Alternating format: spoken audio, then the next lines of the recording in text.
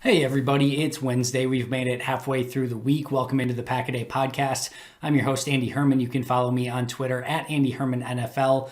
Going to be covering the tight end position today for the Green Bay Packers and reviewing what they have on the roster, what they might need to do this offseason, where they could potentially look to improve, and so on and so forth, just as I've done so far for the quarterback, running back, and wide receiver positions. If you've missed those episodes, make sure to check back on my previous episodes and check those out. But today, again, going to be covering the tight end position. No, as far as I know, Green Bay has not signed J.J. Watt yet, so we will continue the position-by-position breakdown right here today. So let's kick things off with Marcedes Lewis, because I think this is one of the really unique players of this upcoming offseason. On the surface, and as I've kind of mentioned before, I actually think he might be the top free agent that's actually back for Green Bay. I think Aaron Jones, Jamal Williams, Corey Linsley, Kevin King, I think you can say for all of them, it's complicated at this point. It's complicated because of the salary cap. It's complicated because I'm sure they're going to want to go out and get as much free agent money as possible. Green Bay could get comp picks back for all of them. So it's complicated for all of them. With Marcedes Lewis, he's not going to go anywhere and sign a big deal that's going to get a comp pick back in return. He definitely is the only player of his type on the roster. There is no other true blocking tight end that can do what Marcedes Lewis does on this team. When I say that he can go out and almost play like an offensive tackle at times, I am not saying that with hyperbole. There have been times this past season, and really the past couple seasons, where he has gone out one-on-one with edge rushers and blocked them one-on-one. And usually there's a player behind him to chip or help out or help as needed if he needs it. And he very rarely needs it. Again, in the Tampa Bay game and the NFC Championship game, he drives Jason Pierre-Paul almost off the field. I mean, he is just a very special and unique player still at this point in his career. And I'm just not sure that with the value that he brings to this Packers offense, that you want to kind of experiment with somebody else or a potential rookie in that role or Isaac Nauta or wherever direction you want to go in. They're not going to be as good as Marcedes Lewis was in that role for the Packers these past couple seasons. And let's not kid ourselves. That has been a very major role for Matt LaFleur in this offense. We talk about all the little, kind of glue pieces that make this Packers offense go. Allen Lazard certainly being one of those. Marcedes Lewis is one of those. I think Josiah DeGuara is, really going to be one of those once he is healthy and playing a full season. Marcedes Lewis is 1A on that list as one of those glue players that just kind of makes and helps the rest of this offense goes. And oh, by the way, Matt LaFleur has gone on record saying that he loves what Marcedes Lewis brings to the team. Aaron Rodgers has gone on record. The team got Matt LaFleur a Marcedes Lewis jersey for Christmas a couple of years back. So this is a team that has a lot of stock built up in Marcedes Lewis. So I would expect him to be back. If you go back these past 3 seasons, in 2018, he signed a 1-year, $2.1 million deal with a $500,000 signing bonus or guarantee. 2019, 1 year, $2.1 million, $500K guaranteed, literally the exact same deal.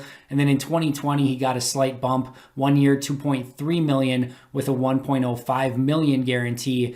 I would expect that deal to get done very, very similarly, and I would expect it done, sooner rather than later, at least somewhat around the start of free agency. It is interesting in the fact that if you are going to give, 2.5 million out to a player when you don't have much salary cap space, you do have to be a bit judicious. And it's not like you can just keep going and handing out these types of deals.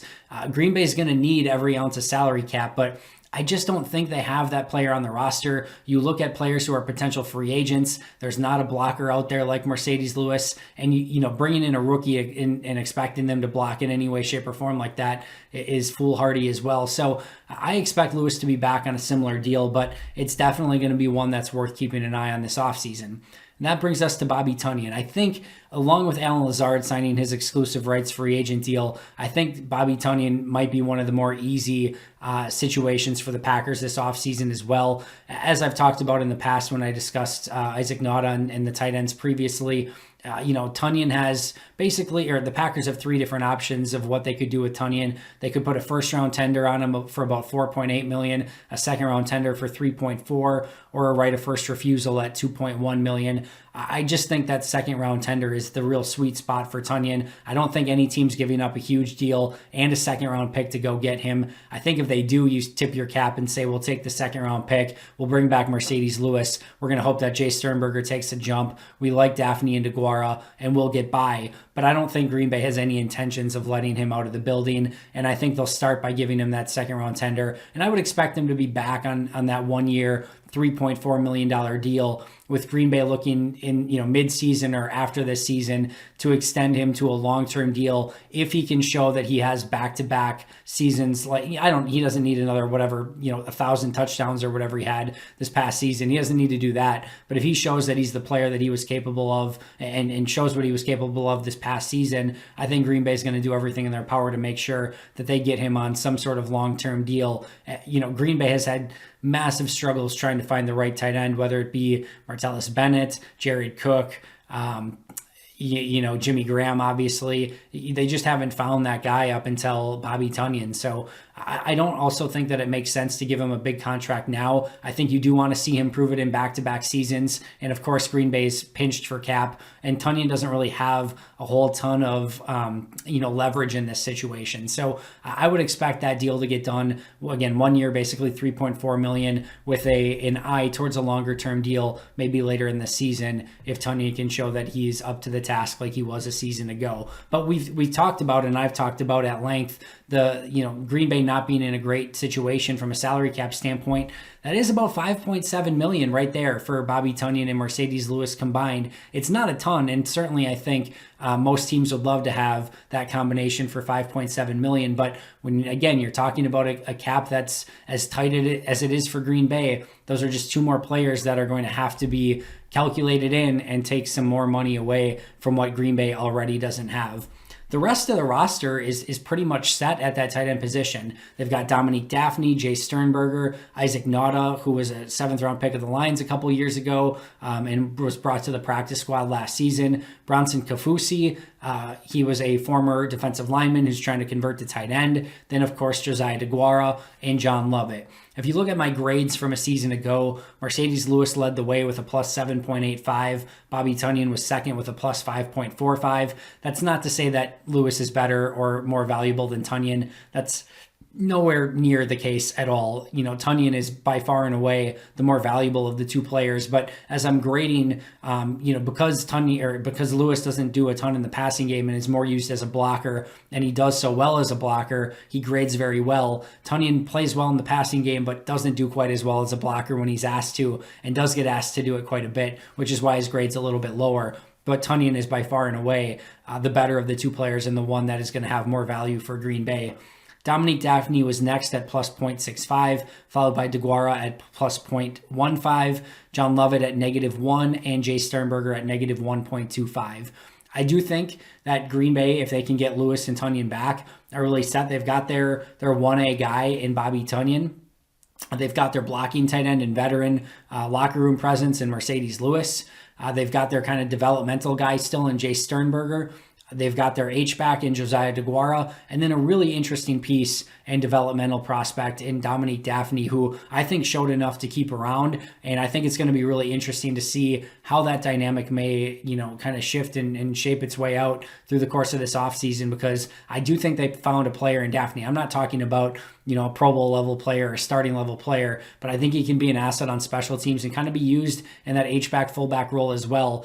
They bring a lot of versatility to the table, he and Josiah DeGuara. I'm sure there could be some really unique options of how Matt LaFleur could use those type of players this upcoming season. So we'll see how that all shakes out, and getting to like 5, fullback H-backs with Lewis, Tonyan, DeGuara, Daphne, and Sternberger might be a little bit tough, but it certainly gives you coverage on the roster should injuries happen. I think Nauta is a potential practice squad guy. I think Kafusi is going to be hard-pressed to do anything trying to transition from defensive lineman to a tight end position. So I think this team, shapes out at tight end pretty well. I don't think they're going to have to go out and use any money on any additional free agents outside of Lewis or Tonyan.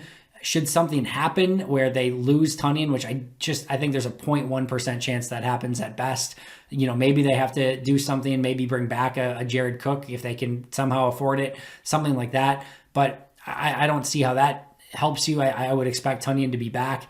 I mean, you're hoping for Jay Sternberger to take a jump. If Marcedes Lewis for some reason would leave, you're maybe searching for a blocking tight end in free agency or maybe the draft. But I think this is a team where you're not looking in the top 100 or free agency for tight ends. You're looking to bring back Lewis and Tonyan, and you're really calling it a day, and you have the depth and the flexibility with your players on the roster to fill out the rest of that tight end group and potentially have even more guys than you need. I don't think John Lovett is anything. I would be shocked if he's back on the regular roster this upcoming season. I think Dominique Daphne is by far away the better player and better prospect at this point than John Lovett. So that is one player I'm not, certainly counting on this season, but, maybe he could surprise as well. Either way, Green Bay's, assuming they get back Tonyan and Lewis, in a really good position for this upcoming season.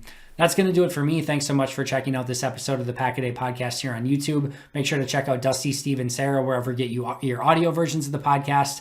But until next time, and as always, go Pack Go.